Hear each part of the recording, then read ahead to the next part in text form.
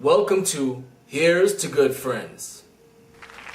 I have a feeling of anger and shame this week because of my brother's actions. I don't just mean men of the same race or culture as I am, but by men in general. More and more men are abusing women, violating women. Also, we have young, strong, healthy young men walking around with their hands out, looking for a handout.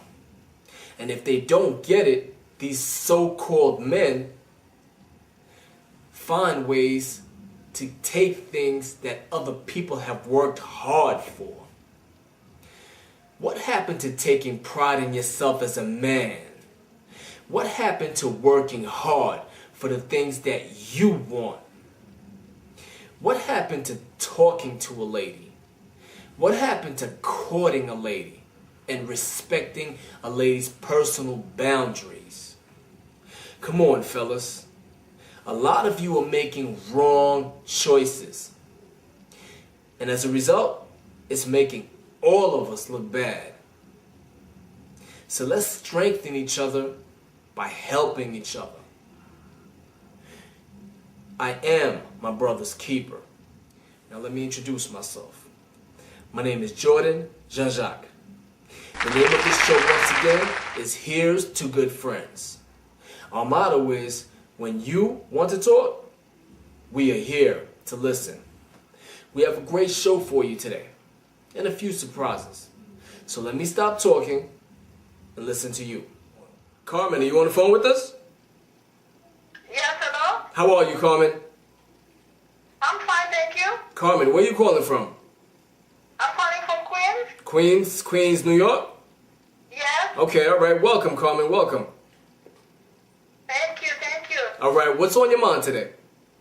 I heard you talk about people farting on other people, and it's, how some people think it's disgusting. Yes. But I have a problem with using the bathroom, like when people use the bathroom at work, and other people walk in and they start complaining about the smell. People don't understand, like it's a need.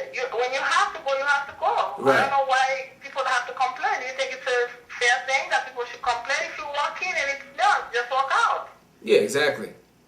Exactly. No, I think you're absolutely. I'm sorry. Go ahead, Carmen. Hello? No, I'm sorry. Go ahead.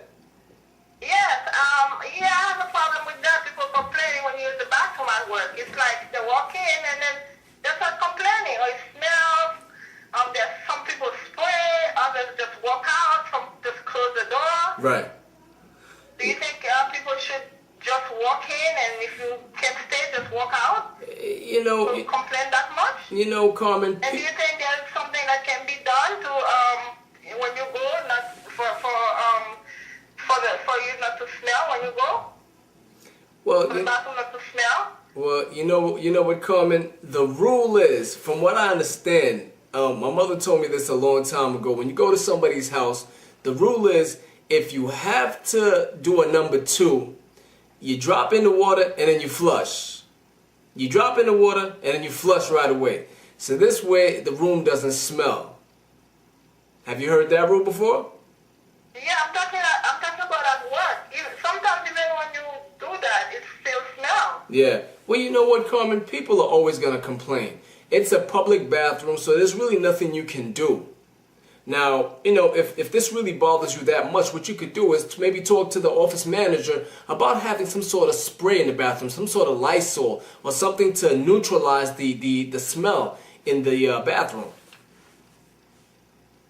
But I even heard someone mention that people should change their diet so that they don't stink up the bathroom so much when they go. Right. Do you think it's fair that people should go that far? Absolutely not. Absolutely not. I don't think it's fair. I think it's tasteless to talk about stuff like that and to make fun of people stuff like that in the office. I really don't think it's funny. I don't think it's fair.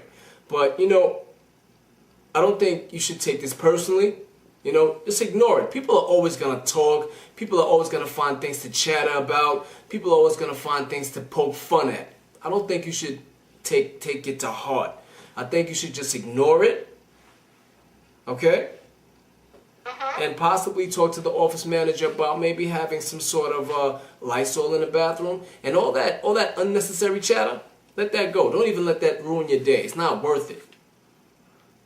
That's what I do. I just go because when I have to go, I have to go. Right. And I'm not going to wait. I work long hours. I'm not going to wait so long to use the bathroom just because of what somebody's going to say. But let me ask you, is there anything like you can use in the water to make it smell better when you go? Now, that I really don't know. That I have to be honest and don't know. But I can tell you, your diet has a lot to do with the way your bowels smell.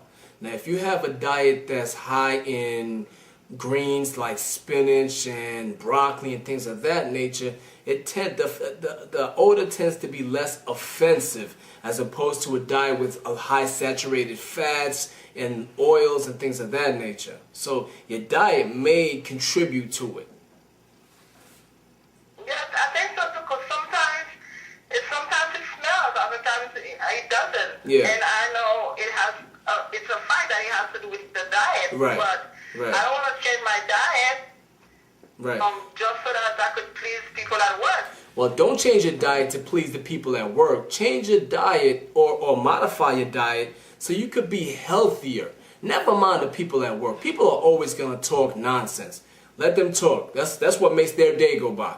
But for you going forward, maybe you might want to alter your diet a little bit. More vegetables, more peanuts, more natural, more water.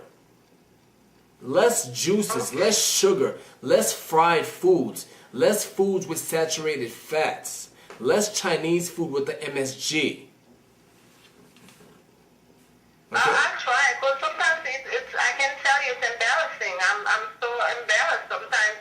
But, I just walk out. I just walk in, do what I have to do and walk out. I work long hours, and I don't think I should keep that thing inside of me just to please somebody else. You know what, Carmen? Don't get yourself sick over what people are saying. If you need to use the bathroom, use the bathroom.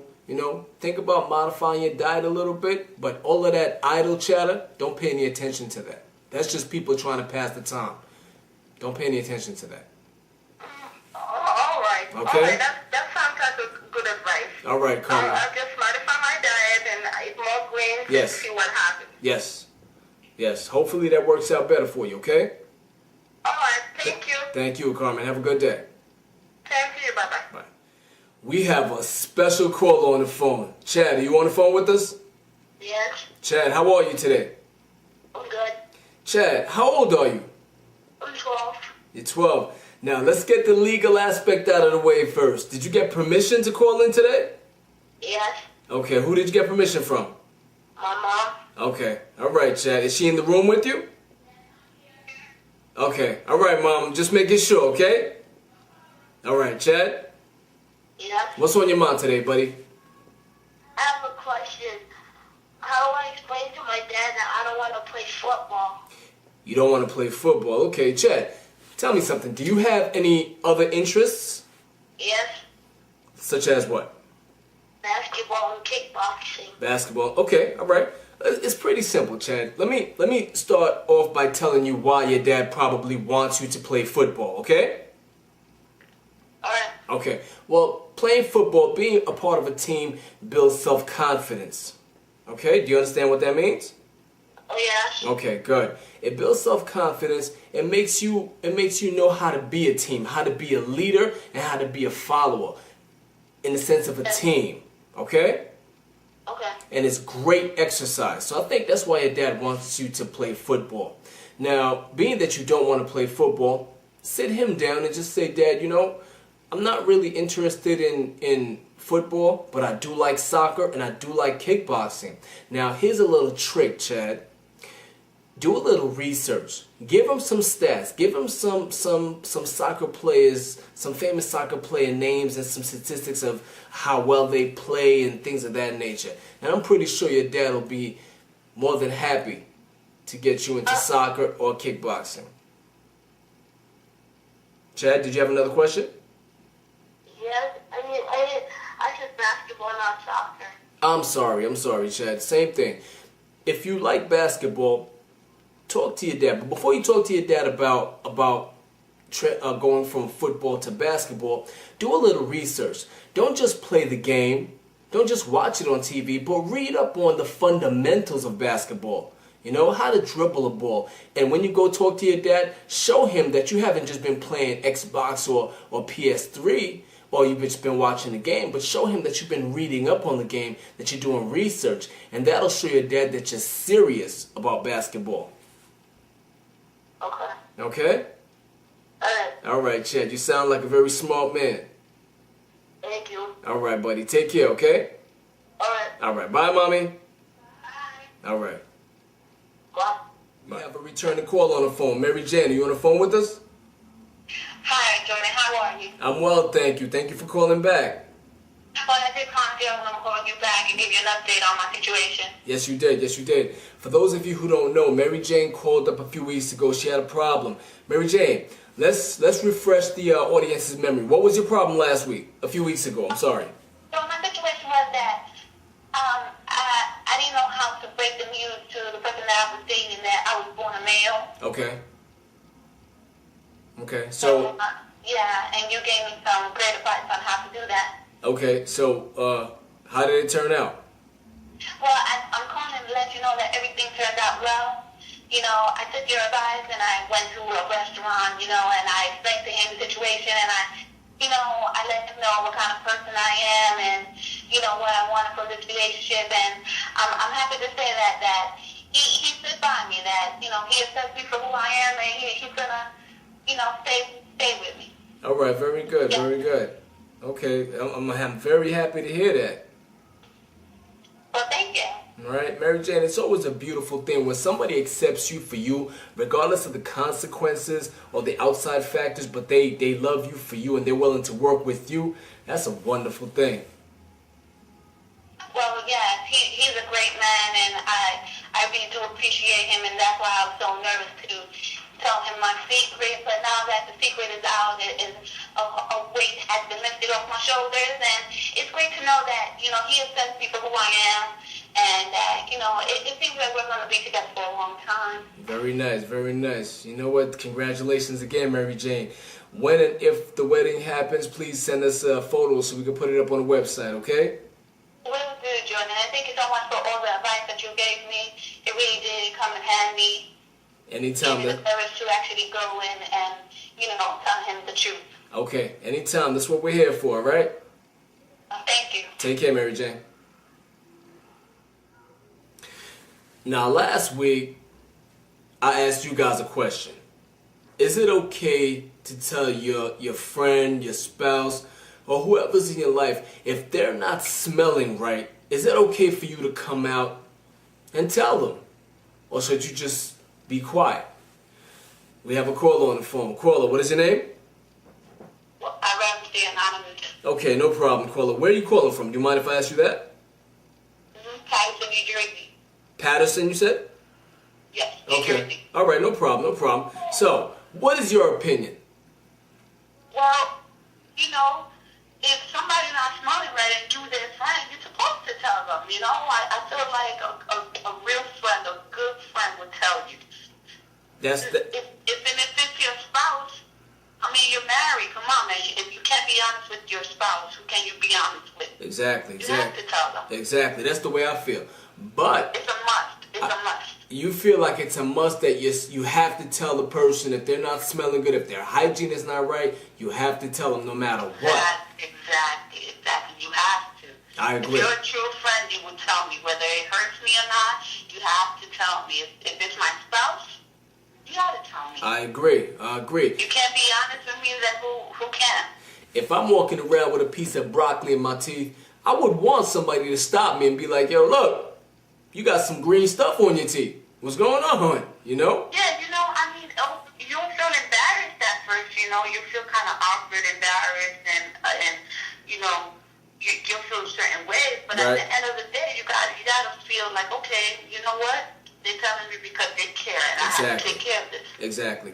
All right. Thank you very much for your comments, okay? Well, thank you for listening. All right, take care. I just want to say that you're doing a great job, you know? Oh, thank you. Thank you. I appreciate it. By the way, are you a Giants fan? Huge Giant fan. Okay, congratulations to the New York Giants, right?